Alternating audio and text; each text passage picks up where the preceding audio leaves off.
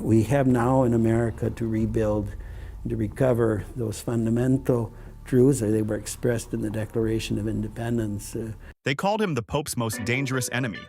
Yet for years, Cardinal Raymond Burke said almost nothing in public. He stood at the edge of every Vatican ceremony, crimson robes glowing like live coals, lips sealed behind a thin, measured smile. But when Pope Francis drew his final breath, that silence cracked wide open. Overnight, Burke stepped to the microphone and hinted at decisions made in darkness and truths withheld from the faithful. Rumors exploded. Secret files, financial deals, even whispered talk of bishops who went too far to protect their own. Was the church guarding a scandal so big it could break 2,000 years of tradition? Stay with me, because what Burke revealed next will change how you see the Vatican forever. Long before cameras caught the sparks, the clash festered in back rooms. Francis preached mercy. Welcome everyone, bless the wounded, soften the rules. Burke answered with iron. He warned that opening communion to remarried couples would slice the anchor line of doctrine. Francis quietly trimmed Burke's power, gone from the Congregation for Bishops, reassigned to a figurehead role in the Order of Malta. Outsiders saw polite smiles. Insiders heard the rumble of civil war. Yet Burke waited. He gathered letters, dates, private memos, each one a match he would one day strike. But that match was still in his pocket, and the church had no idea how bright it would burn. Raymond Leo Burke's story begins on a dairy farm in Richland Center, Wisconsin. Dawn chores, whispered rosaries, a father dying of brain cancer while a parish priest carried the Eucharist across muddy fields. 7-year-old Raymond watched that ritual and felt destiny tighten around him like a collar. At 14, he entered seminary. By 27, he stood beneath Michelangelo's dome as Pope Paul VI ordained him a priest. Rome sharpened him. Philosophy degrees, a doctorate in canon law, late-night debates at the Pontifical North American College. Classmates remember a soft-voiced Midwesterner who could nonetheless dismantle an argument with surgical calm. That calm would soon slice through the highest court in Catholicism. And yet the louder Burke's reputation grew, the more he believed the modern world was drifting toward disaster, and that only unbreakable rules could hold it back. Bishop of La Crosse, Archbishop of St. Louis, Prefect of the Supreme Tribunal of the Apostolic Signatura. Titles stacked like marble pillars, each one placing Burke closer to the apostolic throne. Then came March 13, 2013. White smoke, habemus papam, and a new name, Francis. In his very first press conference, the new pope was asked about gay Catholics.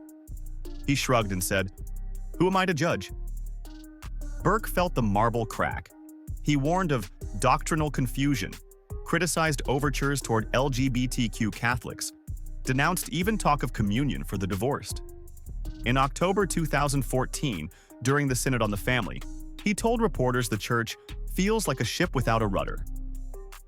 From that moment, the gloves were off. Francis exiled him to ceremonial limbo. Traditionalists hailed him as their champion. And Burke, removed but unbeaten, began drafting the letter that would shake St. Peter's Square. November 2016. Burke and 3 senior cardinals released the dubia. 5 pages, 4 yes or no questions, 1 implied accusation. Translation: Holy Father, you are bending doctrine. Answer or be corrected. Francis stayed silent. Burke threatened a formal act of correction, a phrase unheard since the 14th century. Vatican insiders gasped. Conservative blogs cheered.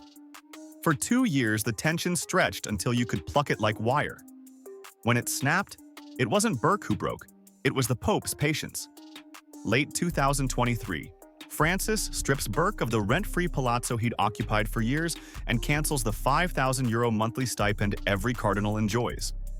Anonymous sources whisper that Francis called Burke his enemy. Days later, the Pope himself denies using that word, but the damage is done. Cameras swarm Burke as movers haul crates from his apartment. He smiles thinly and says, "I will pay my own way." Traditionalists hail him as a martyr. Progressives sigh with relief. But even then, Burke refuses to retreat. "I speak," he says, "because truth demands it." Easter Monday, 2025. Pope Francis dies at 88. Black smoke drifts. The seat of Peter stands empty. 138 electors under age 80 file into the Sistine Chapel. Secret ballots, whispered alliances, prayers echoing beneath Michelangelo's ceiling. Burke is 76, eligible, battle-tested, polarizing. Betting markets rank him 6th. His supporters call him the iron rudder the church needs. Opponents warn a Burke papacy would freeze reforms for a generation. Behind closed doors, cardinals weigh not just theology but global optics. Vaccine skepticism, comments linking abuse to radical feminism, talk of microchips in syringes.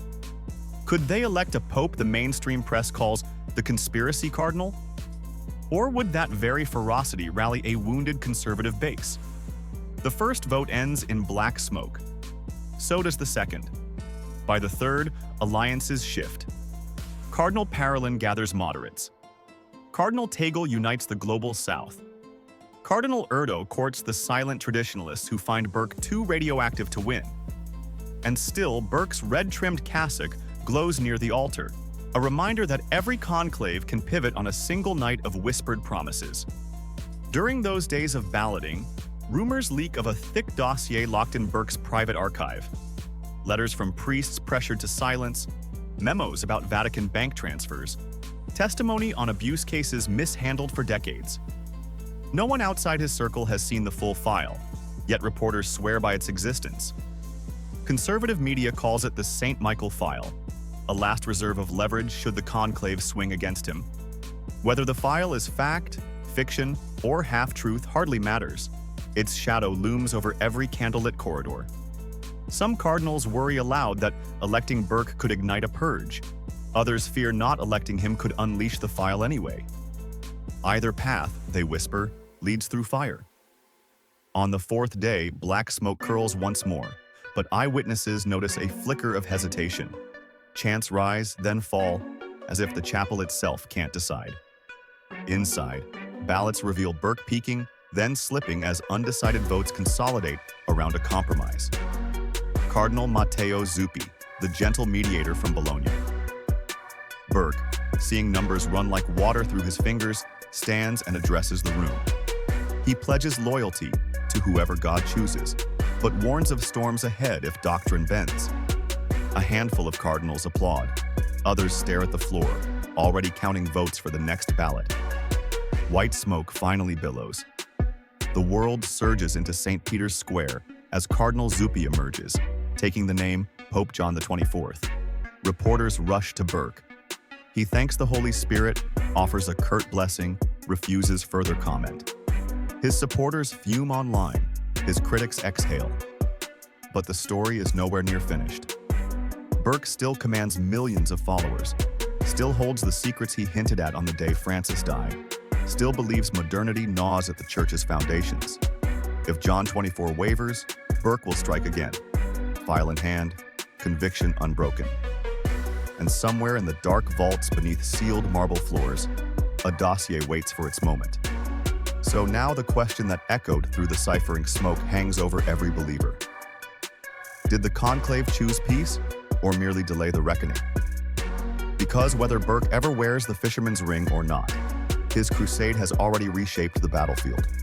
One pope is gone, another rises, and an unyielding cardinal stands ready to fight on. Watch this space. The next chapter in the longest power struggle on Earth is only getting started, and the secrets of the Vatican rarely stay buried for long.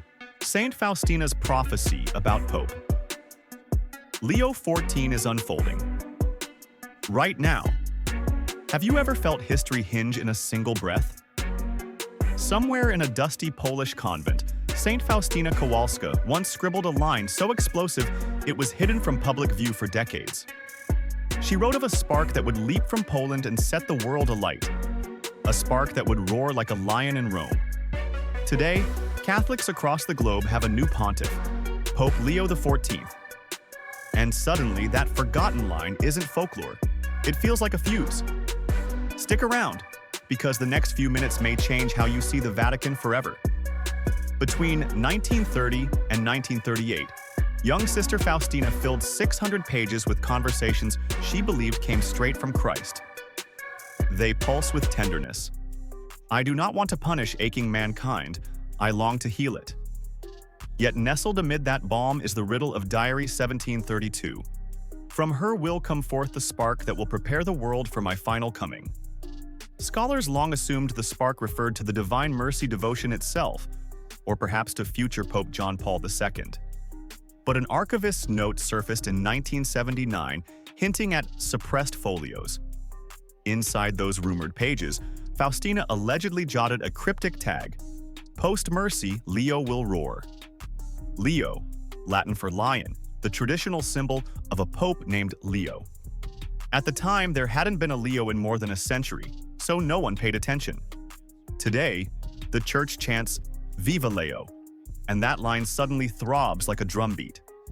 After World War II, portions of Faustina's notebooks vanished in the chaos of communist Poland. Some say pious nuns hid them to shield explosive predictions. Others shrug, blaming water damage and sloppy storage. Whatever the cause, gaps remain, blank spaces that conspiracy hunters happily fill. Enter Blessed Anne Catherine Emmerich, the 19th century stigmatist whose visions inspired the Passion of the Christ. In one 1820 trance, she murmured about two popes, one conciliatory, one resolute. Modern prophecy sleuths swear Pope Francis matches the conciliatory type, while Leo XIV, the steady voice calling Catholics back to tradition, fits the resolute mold. Blogs stitched the two mystics together like a theological thriller, spreading a viral narrative. Faustina foresaw Leo XIV as the harbinger of an end-times reckoning. Whether scholarship or speculation, the story took on a life of its own across YouTube channels and Telegram chats. Easter Monday, April 22, 2025. Pope Francis breathed his last, leaving a church in mourning and in political freefall. Barely 2 weeks later, on May 8th, the chimney above the Sistine Chapel puffed pure white. Cameras zoomed in on Cardinal Robert Prevost, now Pope Leo XIV, waving from the balcony. The world cheered, until reporters dug up a 1,000-year-old parchment by Saint Malachy, listing a final pope who would preside over many tribulations. The parchment didn't mention a name, only a motto, Petrus Romanus. But internet sleuths seized on Malachy's sequencing. By some counts, Leo XIV is the very last slot on the list. In prophetic math, that places us on the brink of something monumental. Skeptics called it medieval superstition. Believers saw a siren blaring over Rome. Yet the real shock came in Leo's first 96 hours. Day 1. Leo kneels at St. Peter's Square and prays an ancient exorcism prayer, televised worldwide. Day 2. He suspends 3 curial officials amid whispers of financial impropriety, promising a purification of the temple. Day 3. He quietly boards an overnight flight to Krakow, spends dawn at Faustina's tomb, and celebrates Mass beneath the original Divine Mercy image. Paparazzi photos catch tears in his eyes. Day 4. Back in Rome, he orders a sweeping audit of every Vatican account. Commentators gasp. It is the boldest house cleaning since St. Pius VI. Each headline mirrors lines in Faustina's diary. Mercy offered first, justice delivered next. Coincidence? Maybe. But for prophecy trackers, the pattern is blinding. And resistance was inevitable. Cardinal Raymond Burke, long a critic of Vatican financial secrecy, praises Leo's audits, yet bristles at rumors of impending doctrinal clampdowns. Progressive bishops worry the new pope will roll back Francis-era reforms. Tension crackles like static. Vatican corridors echo with hushed comparisons to Emmerich's vision of 2 armies beneath one dome. Meanwhile, leaked memos hint at factions lobbying to muzzle talk of Faustina's prophecy, fearing hysteria. The harder officials press, the louder YouTubers shout. In the catacombs of social media, the idea spreads. We have crossed from the age of mercy into the age of reckoning. And the world outside Rome is already trembling. On May 9th, A 5.7 magnitude tremor rattles the Alban Hills south of the Vatican, the strongest in a century. 2 days later, parishioners in Piura, Peru, film a Marian statue weeping what looks like blood-tinged tears. The clip explodes online. Across Europe, rolling protests over economic hardship turn violent, leaving commentators sighing about a continent losing its soul. Each event, by itself, proves nothing. Together, for prophecy believers, they form a drum cadence matching Faustina's warnings. Upheaval, sorrow, but also a spark of hope preparing the final dawn. The spark, they insist, is Pope Leo XIV. But not everyone buys the narrative. Jesuit historian Father Marco de Siena calls the Leo-Faustina link pious fan fiction. He reminds faithful that private revelations, even from saints, are not doctrine. Canon lawyer Dr. Lucia Gregorini warns that prophecy hype can slide into apocalyptic cultism. Yet outside ivory towers, lay apostolates like Mercy Watch gain thousands of followers daily. They share Leo's speeches side by side with Faustina's diary passages, drawing arrows and circling phrases. The Vatican press office stays silent, perhaps fearing that denial would only stoke the blaze. And so the Church stands in suspense, scholars frowning, mystics nodding, millions simply watching. Which leaves one haunting question. If Faustina truly foresaw Leo XIV, what comes next? Some prophecy buffs point to the alleged missing folio 301, which ends mid-sentence. When the lion calls for silence, the heavens will reply in thunder, and the mother will shelter her children beneath a mantle of... The rest is gone. Ripped? Smudged? No one knows. Optimists read hope into the line. The mantle could signify divine mercy's rays protecting the faithful. Doomsayers hear thunder and stock ramen. Leo himself, so far, has said nothing about the rumors. Instead, he keeps repeating one line in homilies. Trust in the Lord of mercy, lest you meet the Lord of justice unprepared. Intentional echo or providence? You decide. And that brings us to you, dear viewer. Some prophecies petrify, others purify. Saint Faustina begged the world to choose mercy while there was still time. Pope Leo XIV's arrival has reignited that countdown. Maybe the spark is merely a symbol of renewed faith. Maybe it's a flare, signaling the final chapter of history. Either way, sparks only matter when they touch something flammable, and nothing burns brighter than a human heart set ablaze by hope. So here's the midnight question. If the prophecy is unfolding, what will you do before the lion roars again? Drop your thoughts below, share this with a friend who needs a nudge, and remember, mercy is offered first, but the clock is always ticking. And viewers primed to comment, like, and stay for the next video.